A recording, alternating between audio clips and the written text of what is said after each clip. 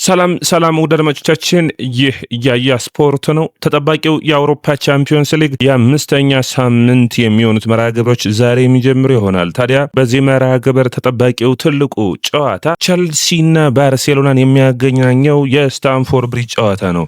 ሃንስ ፍሊክ በኤንዞ ማሬስካ የሚፈተኑ ይሆናል። የባርሴሎናዎቹ ላሚን ያማል የቡድን አጋሩን የስፔን ብሔራዊ ቡድን አጋሩን ኩኩሬላን በቸልሲ ቤት የሚገጥም ይሆናል። ስቴፋ ዊሊያን ከላሚን ያማል በአንድ ጨዋታ የምናይባቸው ነው የሚሆነው። ከዓለም ዋንጫው በፊት ያለ የስፔንና የብራዚል ብሔራዊ ቡድን ቁልፍ ተጫዋቾች ፍክር እናያለን። የሙሳስ ካይሴዶ ከፍራንኪ ዲዮንግ ተጠባቂ የሆነው የአማካኝ መስመር ፍጥጫዎችን የምናይበት ትልቁ ጨዋታ ይሆናል። አጠቃላይ እግር ኳስን የሚወዱ በሙሉ ሊያየው የሚጠብቀው ሊያየው የሚፈልገው ትልቁ የሳምንቱ ጨዋታ ነው። ባርሴሎናና ቸልሲ ያለፉት ዓመታቶችን ብዙ ነገሮችን ያሳዩን። በተለይ የፒተር ቼክ ሊዮኔል አንድሬስ ሜሲ ጎል አለማስቆጠር ፒተር ቼክ ላይ በጣም መወያያ ርዕሶች ነበሩ።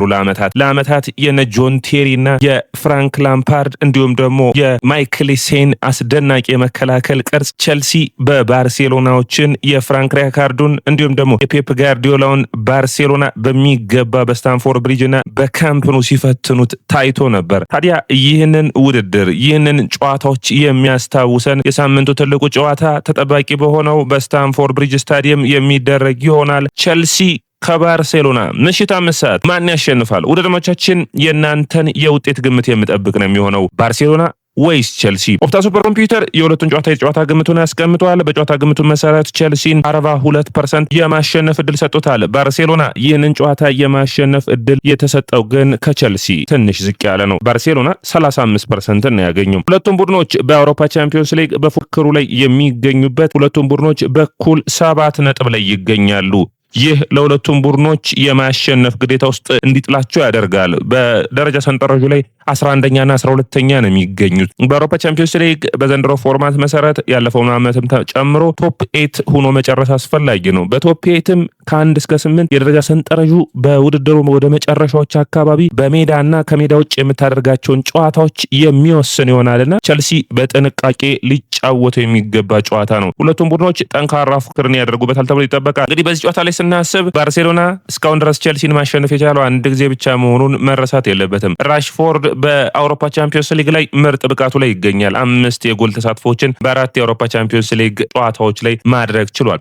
ሁለቱም እንግዲህ በምድብ ድልድሉ ወቅት ወይም ደግሞ የሊግ ፎርማቱ ሲወጣ ፖት 1 ወይም ደግሞ በቋት 1 ውስጥ ነበሩ። ታዲያ ሁለቱም ቡድኖች እርስ በራስ የሚገናኙበት ይሆናል። ለዛም ነው ተጠባቂው ትልቁ ጨዋታ የሆነው። አርሰናልና ባየር ሙኒክ ነገ የሚያደርጉት ሌላኛው ተጠባቂ ጨዋታ። ሁለቱም የአርሰናል ከቋት 2 ስለነበረ የቋት 1 ሁለቱም ቡድኖች ስላልሆኑ ይህኛው ከፍ ያለ ግምትን ይሰጠዋል። ሌላኛው እንግዲህ መነሳት የሚጠበቅበት ነጥብ ውድ አድማጮቻችን እንግዲህ ሁለቱም ከዚህ በፊት በምድብ 1 ወይም በቋት 1 የገጠሟቸውን ቡድኖች ተሸንፈዋል። ባርሴሎና በፓሪስ ሰን ጀርመን 2-1 ተሸንፈዋል። ቸልሲ በባየር ሙኒክ 3-1 መሸነፉ መረሳት የለበትም። ሁለቱም ቡድኖች ይህንን እድል መጠቀምን ይፈልጋሉ። ባርሴሎና ያምና አቋሙ አይደለም፣ ቸልሲ ያለፉት ዓመታቶቹ አቋሙ ላይ አይደለም። በምርጥ ብቃት ላይ በእንግሊዝ ፕሪሚየር ሊግ 2ኛ ደረጃ ሰንጠረዥን ይዞ የሚገኝ ቡድን ነው። ባርሴሎና ባለፉት ዓመታቶች የ9 ጊዜ እንግሊዝ ፕሪሚየር ሊግ ቡድኖችን ገጥሞ በጥሩ ብቃቱን ማሳየት አልቻለም። እንግዲህ ባርሴሎና የእንግሊዝ ፕሪሚየር ሊግ ቡድኖች ከቅርብ ጊዜ ወዲህ እየፈተኑት ይገኛሉ። ነገር ግን ካለፉት 9 ጨዋታዎች 6ቱን አሸንፈዋል። በሁለቱን የተሸነፈው ያኔም በማንቸስተር ሲቲ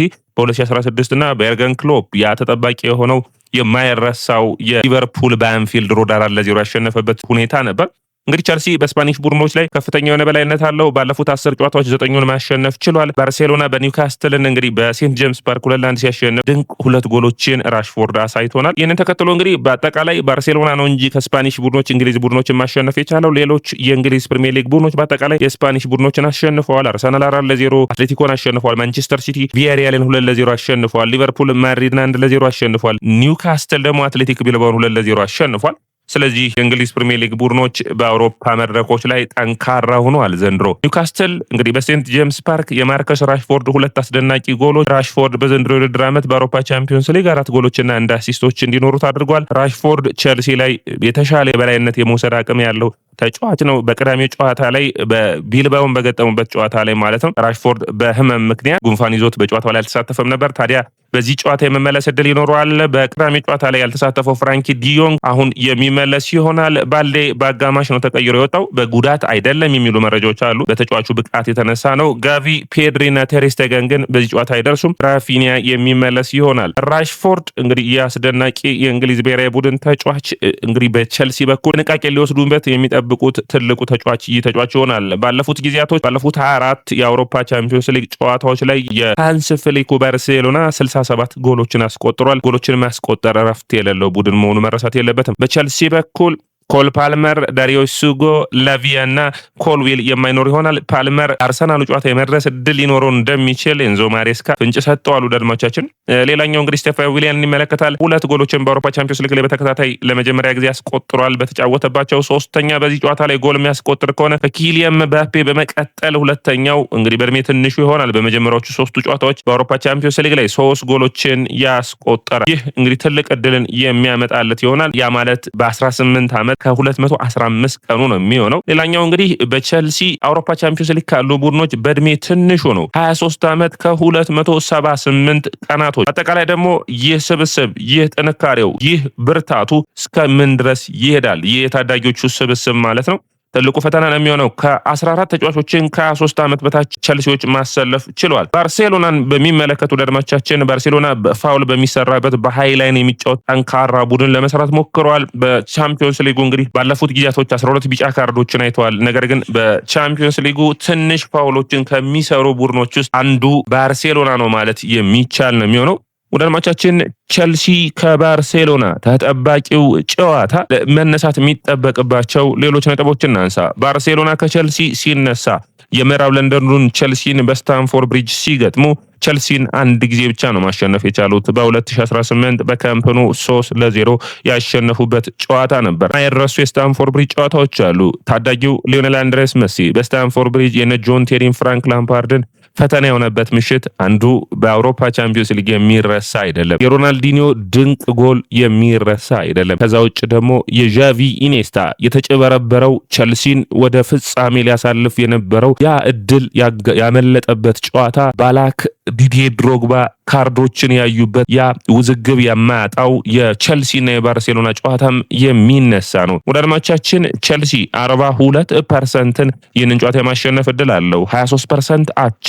ባርሴሎና 35% ተሰጥቶታል። ግምት ያስተላለፉ እንዴት ሊሆን ይችላል ካላችሁኝ ሳንቼዝ ግብ ጠባቂ ሆኖ ይጀምራል። ለትልልቅ ጨዋታዎች የተሰራ የሚመስለው ማሎ ጉስቶ፣ አቺምፖንግና ባዲያሼል እንዲሁም ኩኩሬላ እንግዲህ ቋሚ ተከላካይ ሆነው ይጀምራሉ። ቶሲንን ማስገባት በጣም ፈጣን ለሆነው ለባርሴሎና ጨዋታ አስቸጋሪ ሊሆን ይችላል። ሜቢ በዚህ ጨዋታ ላይ አቺምፖንግን ከቻሎባም አብረው ተጣምሮ ልናይ የምንችልበት እድል ይኖራል። ሁለቱም ፈጣን ስለሆኑ በመከላከሉ ረገድ ሽፋን ይሰጡ ያሉ።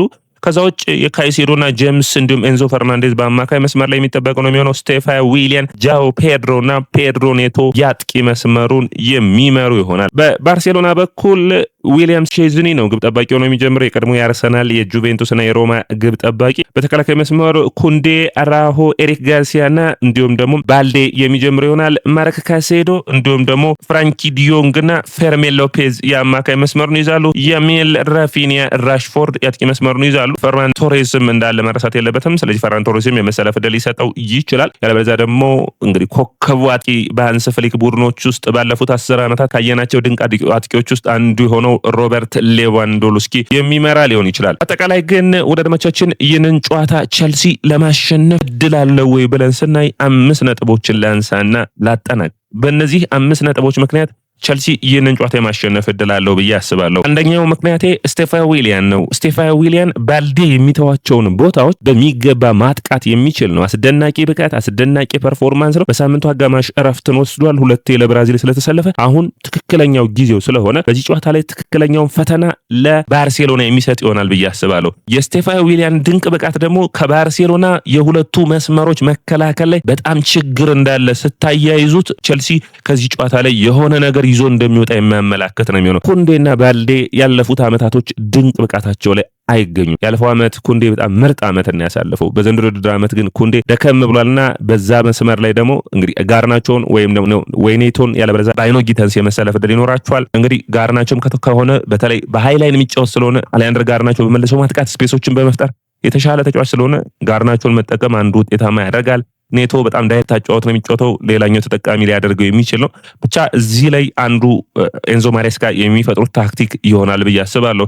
ማሬስካ ደግሞ ታክቲኮችን ለአንዳንድ ቡድኖች ሲያዘጋጁ በጣም የሚገርሙ አሰልጣኝ እንደሆኑ አሳይተውናል። ሌላኛው እንግዲህ የፔድሪ አለመኖር ነው። ባርሴሎና ከፔድሪ አለመኖር በኋላ የአማካይ መስመሩ ፍጥነቱ ኢንተንሲቲው የለም እንደ ድሮውና እንም በሚመለከት ቸልሲ የጄምስ ካይሴዶና እንዲሁም ደግሞ ኤንዞ ፈርናንዴዝ የተሻለ ጥምረት፣ ያለበለዛ ጄምስ ደግሞ ጉዳት ሊያስቸግረው የሚችል ከሆነ አንድሬ ሳንቶስ እንዲሁም ደግሞ ሙሴስ ካይሴዶንና ኤንዞ ፈርናንዴዝን በአማካይ መስመር ላይ ማሰለፍ ውጤታማ እንዲሆን ቸልሲን የሚያግዝ ይሆናል ብዬ አስባለሁ። ምክንያቱም ኢንተንሲቲ ፍጥነቱን ጫናውን ማምጣት የሚችሉ የአማካይ መስመር ተጫዋቾች ስላሉት። አራተኛው የቸልሲ የትልልቅ ጨዋታዎች የተደበቀው መሳሪያ ማሎ ጉስቶ እንግዲህ በተለያዩ ጨዋታዎች ላይ አስደናቂ ብቃቱን አሳይቶናል። የባየር ሙኒኩ ጨዋታ ሽንፈት ቢሆንም የሊቨርፑሉ ጨዋታ በአማካይ መስመር ላይ ተሰልፎ፣ የፓሪስ ሰን ጀርመኑ ጨዋታ፣ የባየር ሙኒኩ ሽንፈት ሁኔታ ላይ ራሱ ማሎ ጉስቶ ብዙ ድሎችን እንደፈጠረ አይተነዋልና ጉስቶ ለዚህ ጨዋታ ላይ የተለየው መሳሪያ ይሆናል ብዬ አስባለሁ። ቸልሲ ሌላኛው ሊጠቀም የሚጠበቀው የባርሴሎና የቆመ ኳስ ችግር ነው። በተለይ ባክ ፖስቱ ላይ ችግር አለና እዚህ ጋር የነቻሎባ ረጃጅም ተጫዋቾች የቆመ ኳስ አጨራረስ የሚያስፈልግ ይሆናል። ወዳጆቻችን ይህ ያያ ስፖርት ነው።